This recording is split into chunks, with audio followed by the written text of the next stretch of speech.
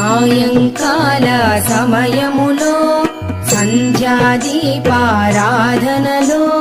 వచ్చును తల్లి మహాలక్ష్మి, వచ్చును తల్లి వరలక్ష్మి.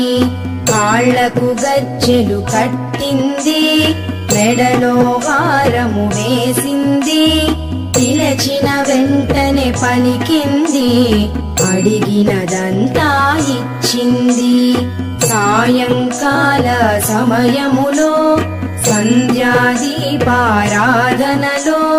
వచ్చును తల్లి మహాలక్ష్మి, వచ్చును తల్లి వరలక్ష్మి.